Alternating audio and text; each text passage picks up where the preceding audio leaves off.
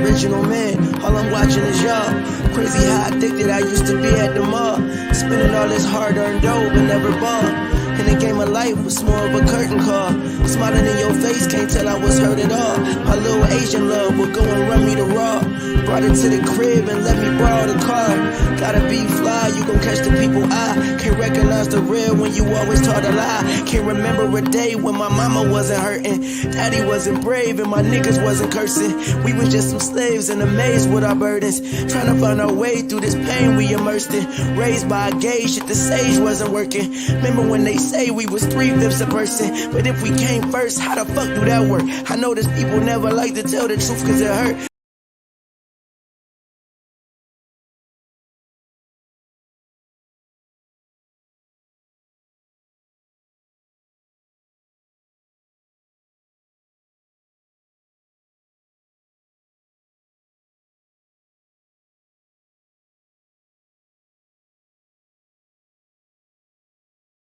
My name is Ho. H to the O. Basically. Oh, I forgot the mic, so let's do this again.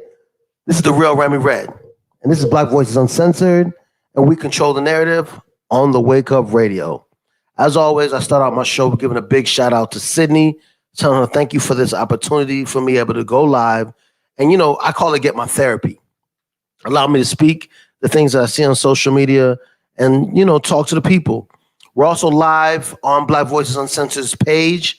I thank them for letting the real Remy Red host this show.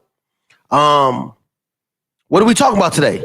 What is today about? Today is about the image, the reality, and the message. If you got to see it, a post, or not even a post, a situation that I was in went viral. For those on the live, if you want, go to the page. You'll see the post. But right now, run that scene so they can see what happened.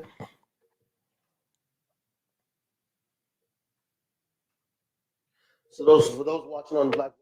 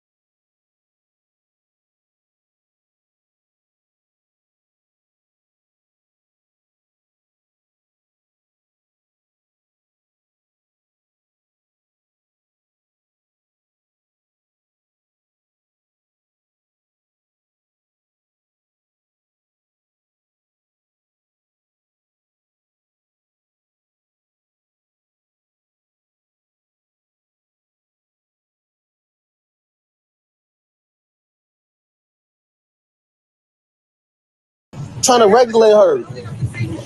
Like, come on, bro. But then when I jump out, all of a sudden, can we have a conversation? Fuck no, yo.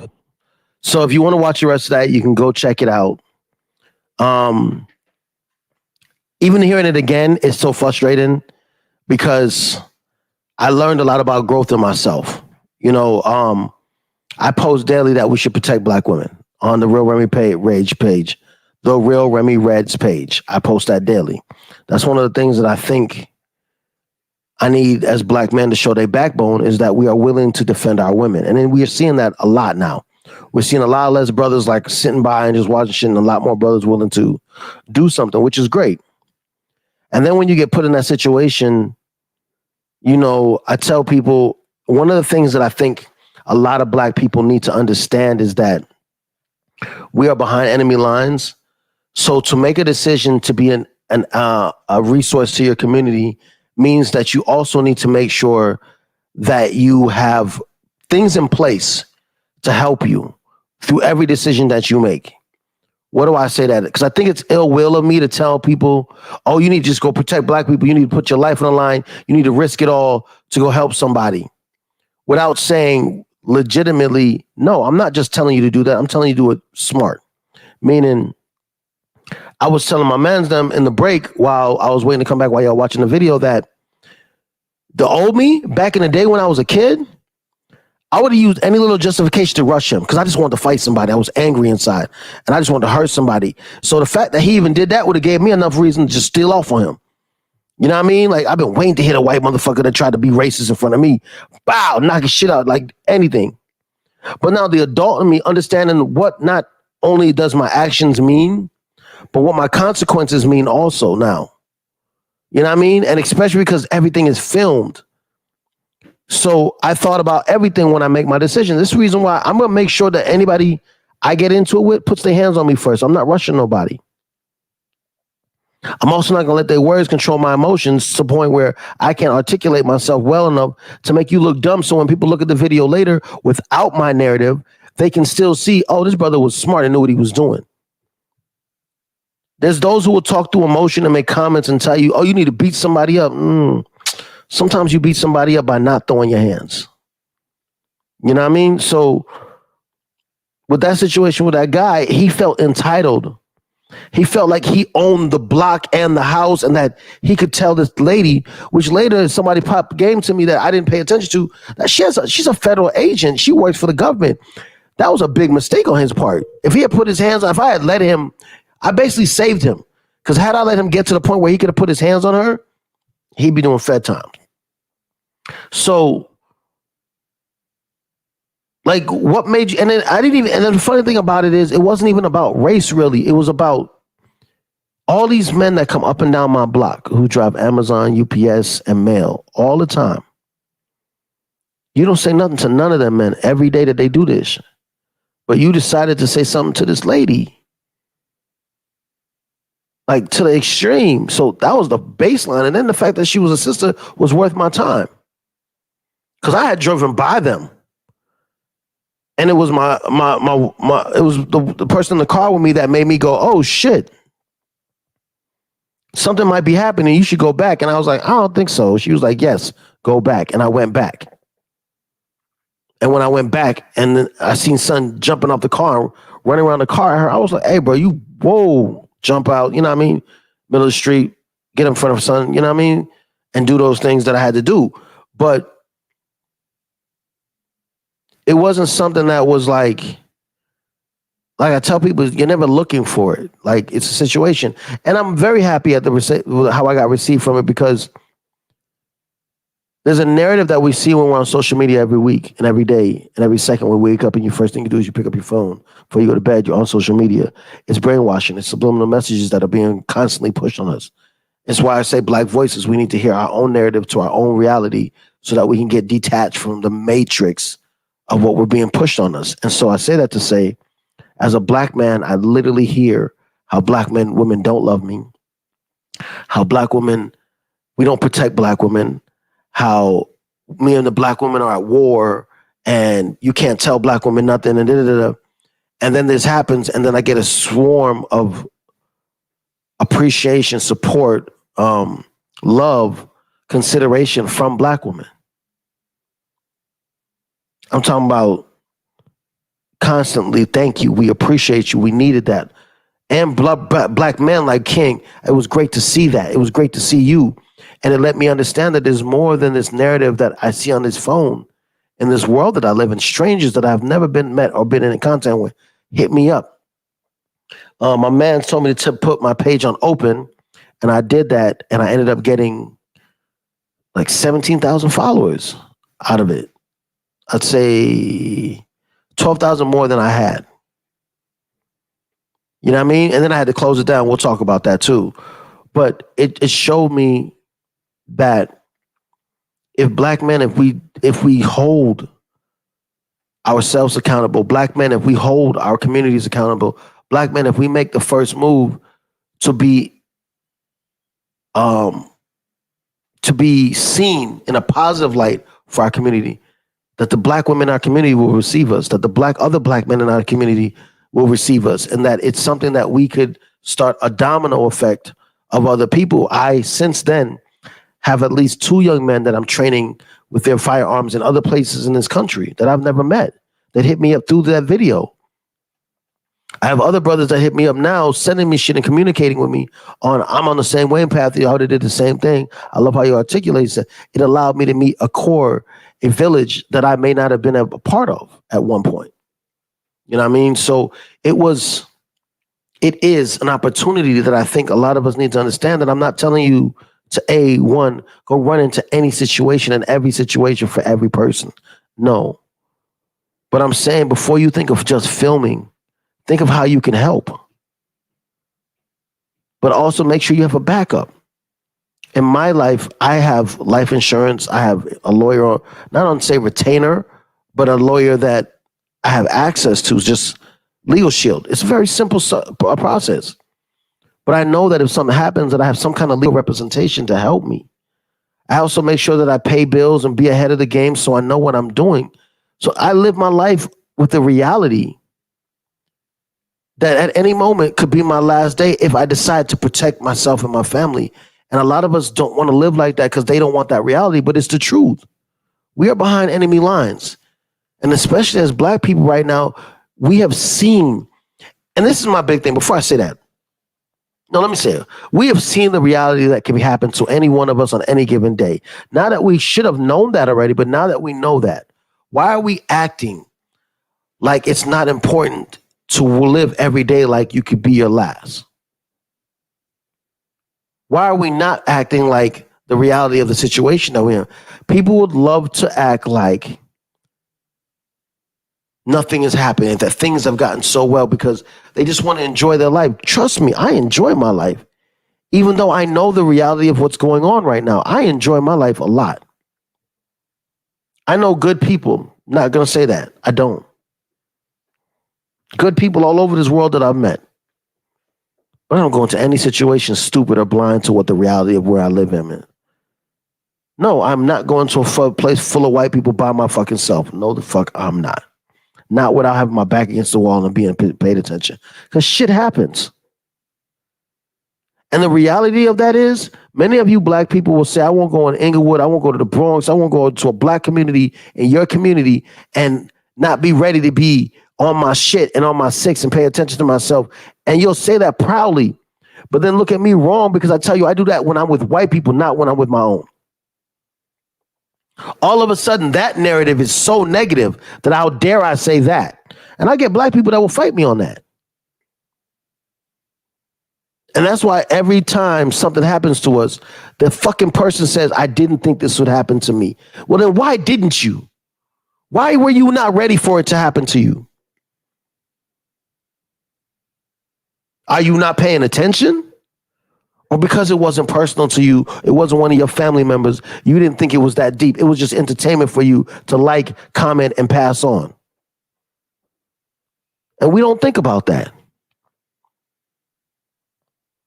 And I really wish we did, because I do.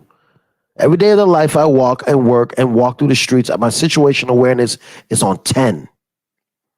I'm paying attention to everything that people are saying and doing. I will look around, like I don't park my car without checking my surroundings. At a stoplight, I look around at everybody around me. I'm paying attention. I'm aware.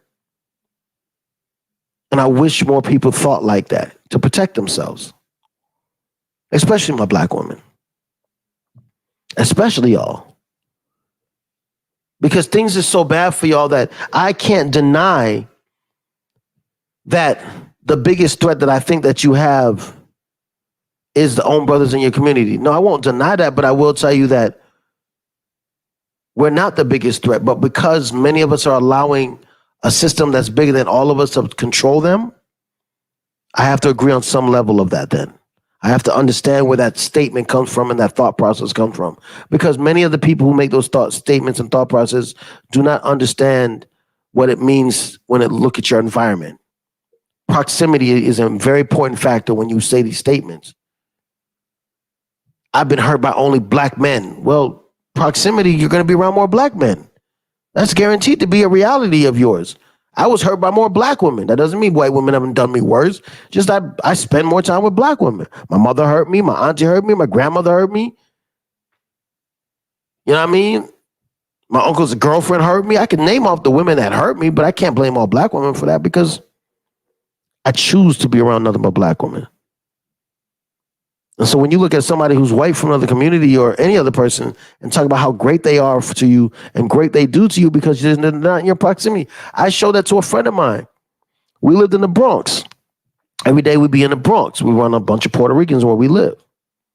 This motherfucker used to run his mouth how Puerto Ricans get on his motherfucking nerves every day. Now we live out fucking Cali, and he lived in fucking, I think it was Inglewood, and every day I heard him argue about how niggas get on his nerves. Now the motherfucker lives in Van Nuys and now it's Mexicans. It's like it's who you're around. He just hate anybody that makes his life hard to go to work every day. They just dropped the body up there.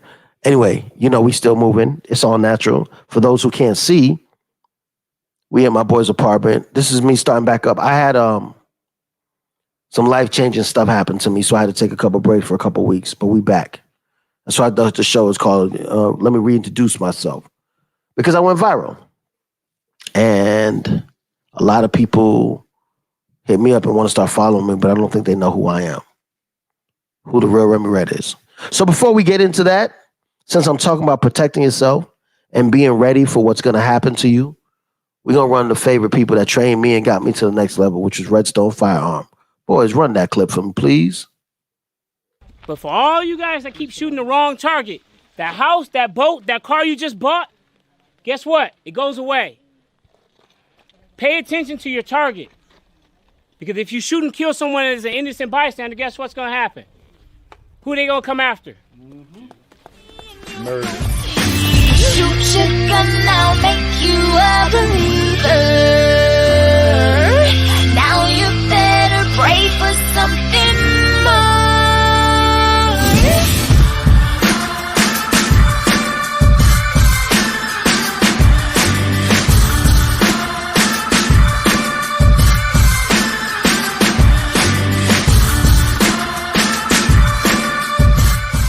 Come up the hill, go to your first position of cover, 2 to the body, 1 to the head. As you transition to the second target, you're going to reload.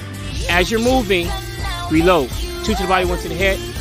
Third position of cover, 2 to the body, 1 to the head. Reload. Work space.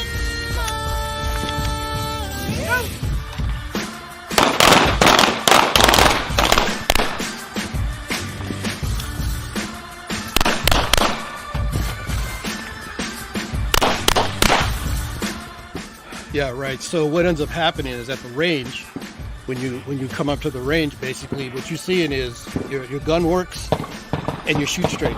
When you're doing running and moving, it's a different experience. You got adrenaline pumping, it's hot, you got all kind of factors. So what happens when you get to that point, you're all over the place because you have a lot of adrenaline stuff happening and stuff like that. So you have to get in on focus. And that's what this is about, is retaining focus on the target. Because all the movement and everything else you have to combat. That's why they call it training. That's why they call it training. Training. I'm really big on training. I'm really big on our people training. I've been teaching 2 young men how to properly hold and reload their firearm. And that's real big for me. So back to let me reintroduce myself. This is the real Remy Red. Now, it's not just me on the show. It's my two partners in crime, Chef Casey and Kier.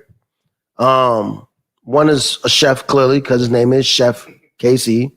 The other one is a writer, director, and works with Lions Den, my company, with me. The other voices, they don't like putting their face on too much because I don't have money to pay them. So they won't sign the releases. If you follow the show long enough, you know that Kier is our local slut. Say what's up, guys. There's a mic over there. You won't be able to see him, but you'll be able to hear him. What's going on? This is Kier Jordan here. What's going on, folks? It's KC, Chef KC Cardwell. You know how it is. You know, Black Voices Uncensored. So at the break, me and Casey was saying the way I was holding the mic the first time, I look like one of those 90s like late night voices that, you know, the real black name. I'm Jack Thompson. I was going to say that grown and sexy voice needs to stop. Hater. He didn't want to lose any of his girls to KC. This is just how I wake up every morning. I don't know. It's just how it works. You know what I'm saying? It's just, you know. Just wash your dreads when you wake up. It's a fucking shampoo commercial the minute you wake up. Bro, you remember 11 Color? We got to do like that one for you. Like a Head and Shoulders commercial where you flip your hair up and you wake up and you do some stupid shit. Herbal Essence. Yes, that's what it was. Which one was the one on the bus where she had an orgasm? That's probably Herbal Essence. That's Herbal Essence? Bro, that was funny.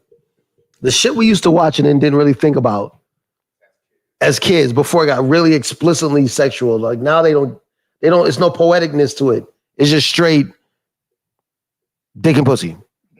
Straight. There's no, that's a flower, that might be it, and she might, you know, it's blossoming up to try, you know, it's just straight in your face.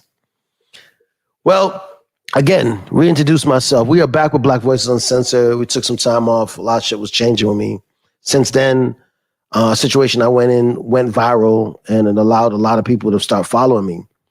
But like I said, with that and why I believe in Black Voices Uncensored, and I say we control the narrative, and we're on the Wake Up Radio, is because although I got a swarm of great reception to defending this black woman, I got a bunch of ignorance too. Oh my God. Excuse me. I think it's weird because a couple things happen. I'll tell you, I'll start from the most extreme or maybe jump around. I don't know, guys. So I had somebody come up and tell me that my post about black love is problematic and it hates white people. And the person claimed to be a black woman. Let me tell you something about me. I've been doing this IG thing a long time. I had a couple pages, reached 100,000 followers, all that. I started to learn that trolls and bots and the FBI and the government, and whatever you want to call them, conspiracy theorists, love to try to put divide and conquer between black men and black women.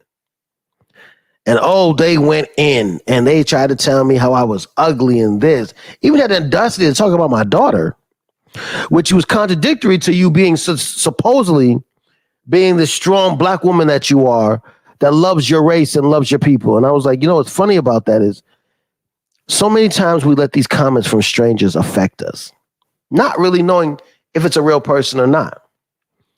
But we don't listen. And one thing I tell you about these racists, they're consistent. And if you antagonize them long enough, they'll show their true colors.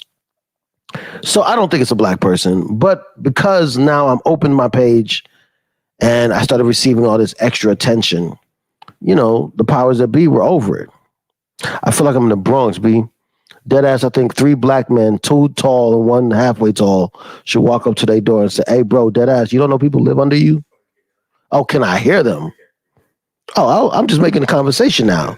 We got some badass kids upstairs. We have some kids that gentrified my man's building. I don't care if he's the only black person. He probably is the one gentrifying. They gentrified his building. And they know we do this show and they're being loud. So I have something to say. Fuck their gentrification. And there is a Whole Foods at the corner already. Is there not? Trader Joe's. And a Trader Joe's too. They are a virus. They come into the community and take over. You know what's funny? I can make that joke, but I will tell you this to play double sides to gentrification. If black people spent more money in buying their community than leaving their community, you wouldn't be so easy to gentrify your community. I really believe that. And we spent more time in buying our community and claiming that it's really ours. Like, word of my mother, I always tell myself I had this dream if I got rich, what would I have done? Buy brownstones in Harlem. Buy brownstones in Harlem and save shit. But what do? We take our money, we take our taxes, and then we run to a community that don't even want us there. And then their kids, off of our hard work, get their tax rate that gets them more money and gets them more stuff for their schools and everything. And then our community fails. Like I try to tell I feel attacked. I feel attacked. You feel attacked? Whoa, what'd I do? Why? Are you one of those people that went to the good community? Oh, yeah, where we're living, where we're doing the show. He did leave the hood. I'm talking about him. Oh, no. Well, I didn't even realize. And what?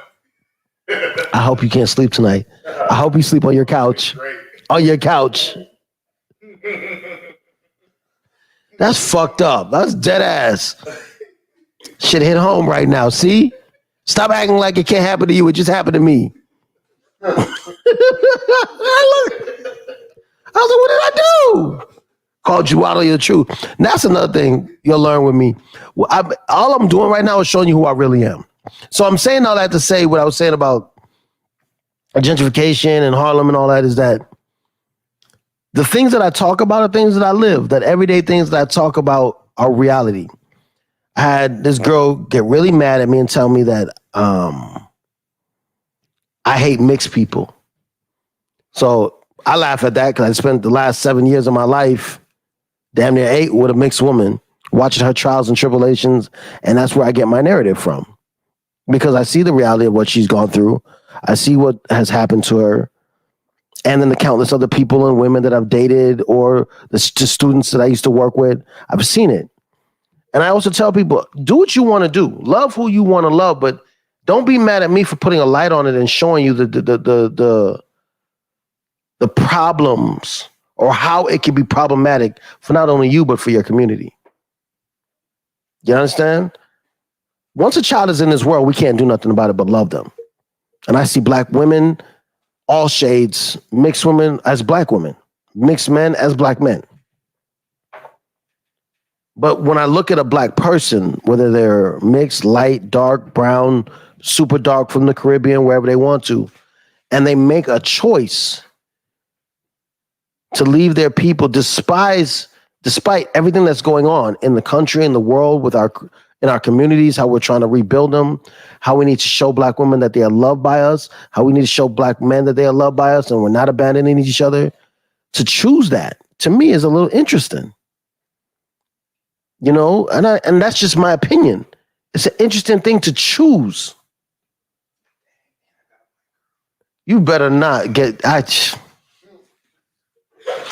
the shit turned out bad for you though, didn't it? I tell motherfuckers, stop playing Russian roulette with your life. I tell all my black homies who love them some white girls, y'all playing Russian roulette with your lives, keep fucking around. And when something go wrong, all I do is sit back with my judgmental eyes like, tell me more. Well, we all single right now, so I mean, hey. Should I look at you with half judgmental eyes? You see niggas? I don't even use that word, but you see niggas? I don't like them. And I don't use that word. I try my hardest not to use that word, but I don't like this nigga. Yes, we are all single right now. And I like you brought that up. Yes, we're all single, and my next is going to be darker, not lighter. What can you say? I don't know yet. Cricket. Well, you should. That's the point. He ain't got no other choice but to go darker, honestly.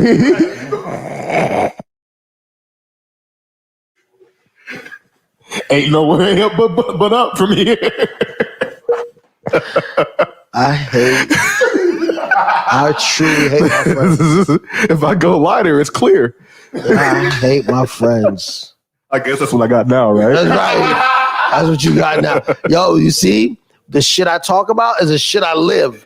This motherfucker may be smiling, but he went clear, and shit clear was bad. It's bad. Now I'm in a friend full of pool of. She's been passed. I shouldn't do that. I shouldn't do that. Speak your truth, King. It's not my truth. That's your truth. I'm gonna leave your truth and y'all sloppiness together. You are in a pool of. Because y'all all my friends. That's your truth.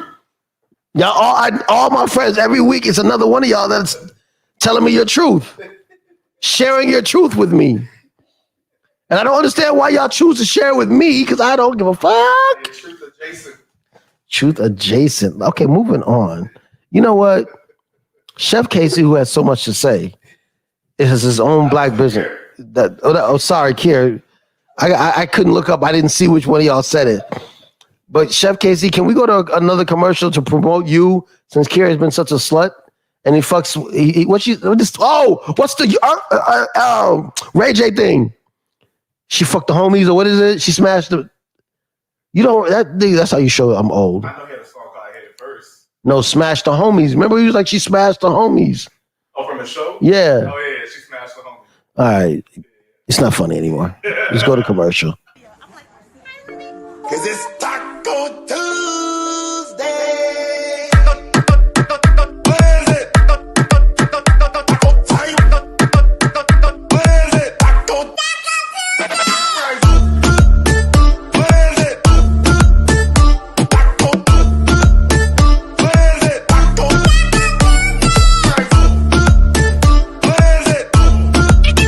is it? It's Taco. Where is it? Taco.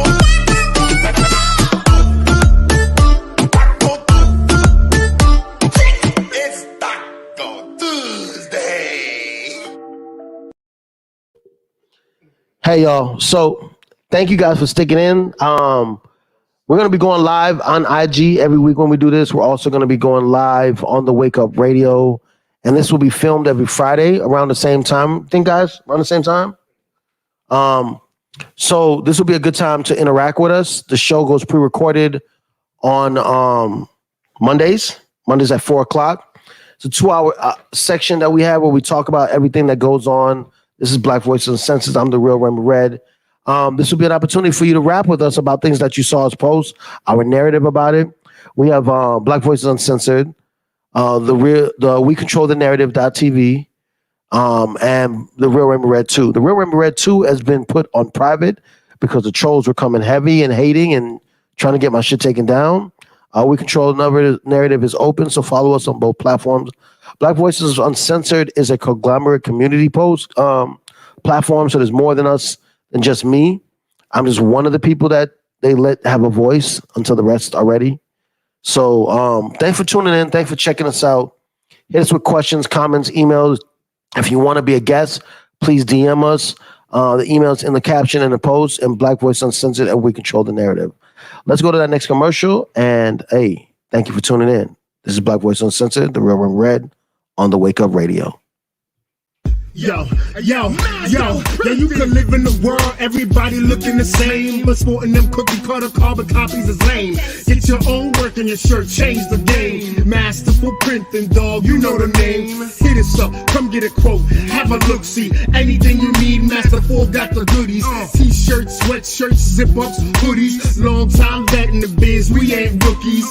Make a statement when you step in looking fresh. In a crisp button down with your logo on your chest. What you see is what you get. What you getting is the best. We them stand up dudes, hands down, nothing less. Our technique's the nicest, can't beat our prices. Facebook, Instagram, follow us, like us. Full color suit, screen on white on black. Masterful got you covered like a shirt on your back. M-A-S, yeah, T-E-R, F-U-L, who we are, that's who we are. M-A-S, yeah, T-E-R, yeah, F-U-L, that's who we are.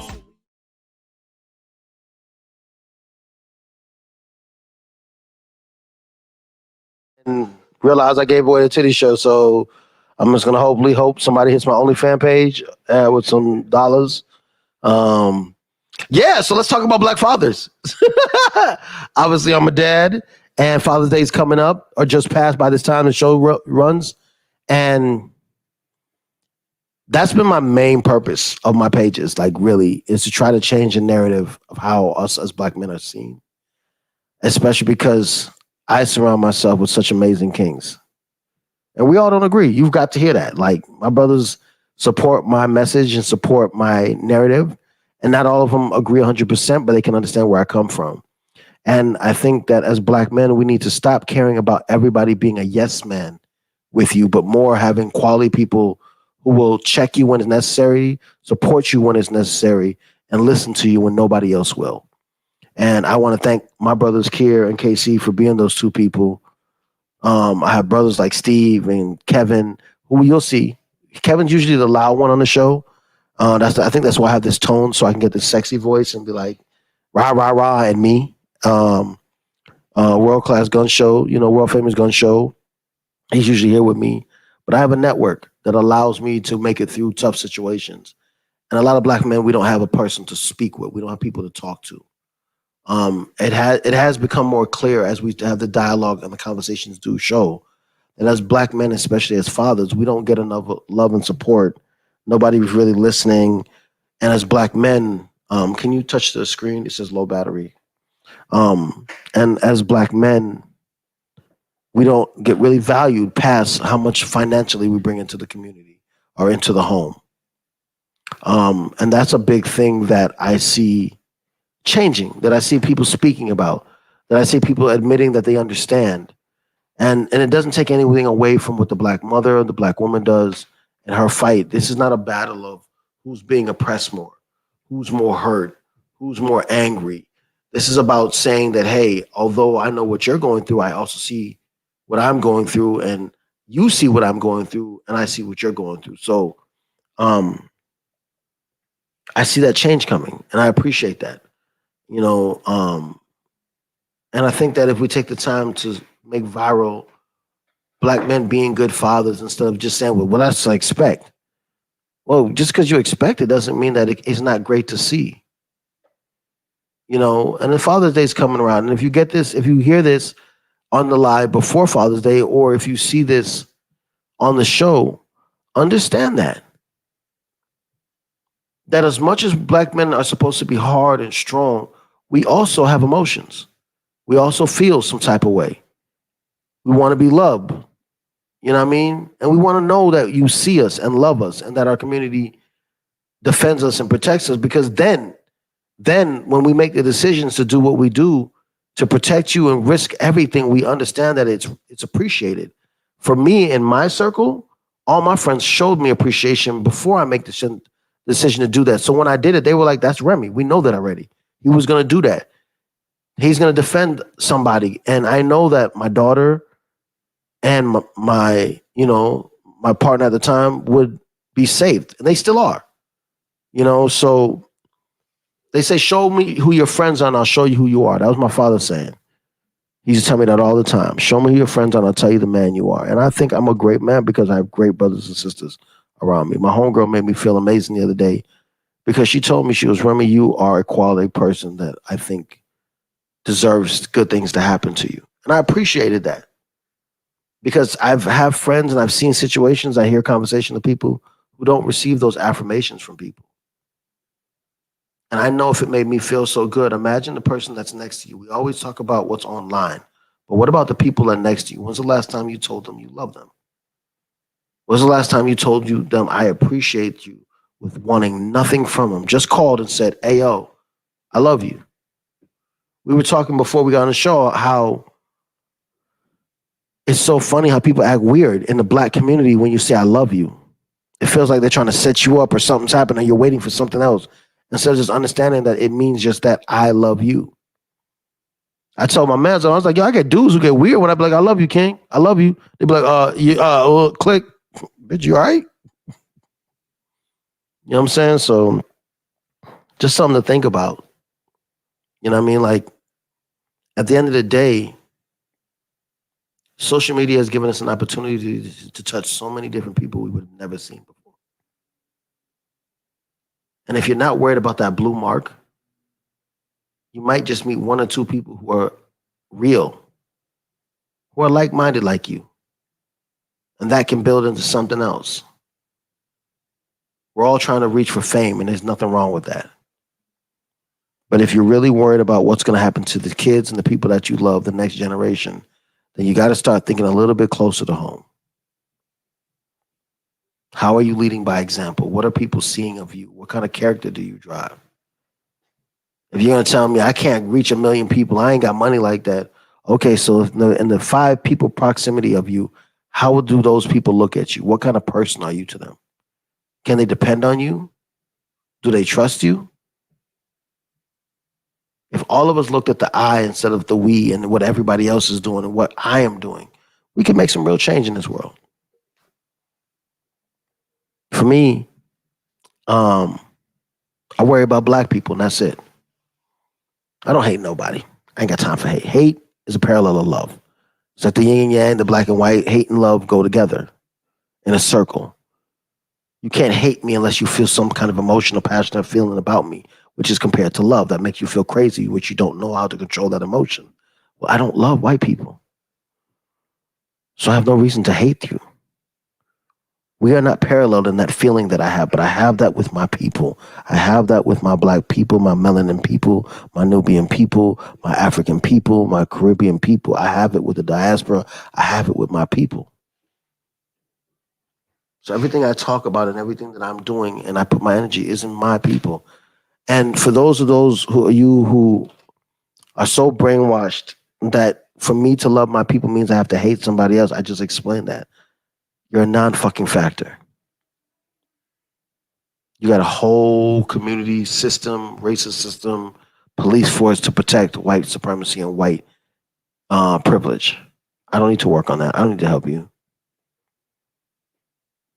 I think black people should be exhausted from trying to help white people feel good about being white. Instead, white people should be exhausted by continuing to do the things that make you feel bad about being white. So I don't hate nobody, no. I just don't get down with having to kiss their ass to say anything. I build my own. Does that make life hard sometimes? Fuck yes, it does. But I stick to my morals. Not everybody can do that. And you can't attack people or judge people for not being able to do that. It's not this road. The song go, it's not an easy road. No, it's not. And I chose this. So I can't get mad now because I chose it. But for those who can't, you got to support them on their road to trying to get there or be in a financial situation to be viable, vocal, all of those things. You know what I mean? Sometimes it's good to have spies in the background that believe what you believe and have your support, but don't need to be seen with you in every meeting. That's just my position. We got to start having some more pride in being black. My friends tell me I have a problem because I can walk down the street. If I see 16 homeless people, I'm not helping nobody white. Bitch, you had a whole white privilege you fucked off to end up homeless. I'm helping a black person that probably did everything right and still ended up fucked up. That's just me. Why? Because they have a whole fucking system set up for them. If you fuck off that, that's not my problem.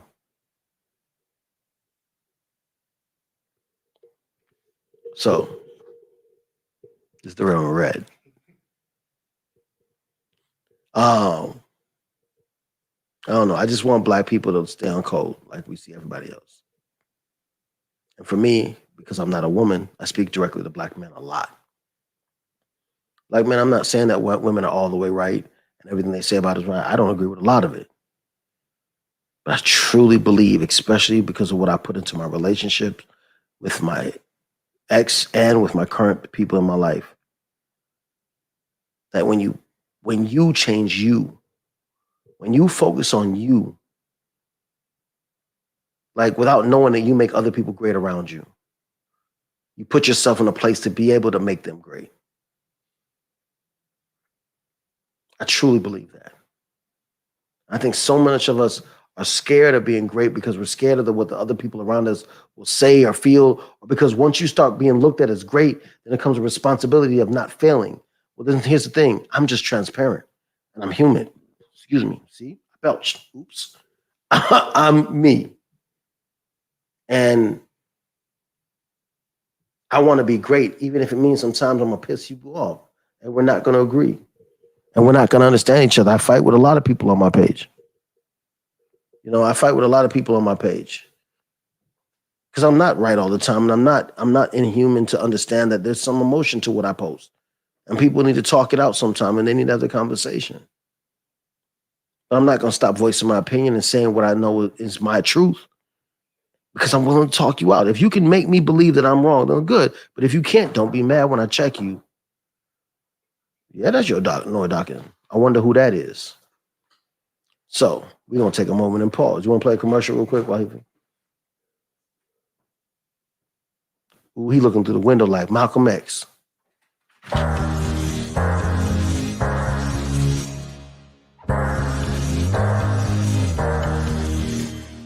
I tell lies that I never find. Never saw myself on the other side. I was the truest one to you, never lied. Thought my heart was the only one to find. I trusted you with everything I had. It threw the shit away like it was yesterday's trash. And now I feel revived like you're feeling me. I'm on my shit and you calling me, but no love received. I'm gonna get out of here, y'all. It's been almost about an hour. We're at about 40-something minutes. Next week we'll have some more shows. Please hit me up, DM me if you want to be a person on the show and want to be talked about. I want to hear about your books. I want to hear about your writing. I want to hear about your music. I'm trying to get this to a point where we just talk and reason. We don't always agree. We talk about what's going on. We talk about your art. We talk about whatever. I need a lot of women on this show because I need to get 2 points of view to what we're going through in the community. But this is The Real Remy Red, and I'm out of here. Thank you so much for tuning in, and I love you, and I hope you are blessed. And please, be prepared for what's going on out there. Don't hit me with the, I didn't think it would happen to me. I'm out of here. People used to say you black, then watch your mouth. We ain't listen, nah, not for the clout. Original man, all I'm watching is y'all. Crazy how addicted I used to be at the mall. Spending all this hard-earned dough, but never bought. In the game of life was more of a curtain call. Smiling in your face, can't tell I was hurt at all. My little Asian love would go and run me the raw. Brought it to the crib and let me borrow the car. Gotta be fly, you gon' catch the people eye. Can't recognize the real when you always taught a lie. Can't remember a day when my mama wasn't hurting. Daddy wasn't brave and my niggas wasn't cursing. We was just some slaves in a maze with our burdens. Trying to find our way through this pain we immersed in. Raised by a gay shit, the sage wasn't working. Remember when they say we was 3/5 a person? But if we came first, how the fuck do that work? I know there's people never like to tell the truth cause it hurt.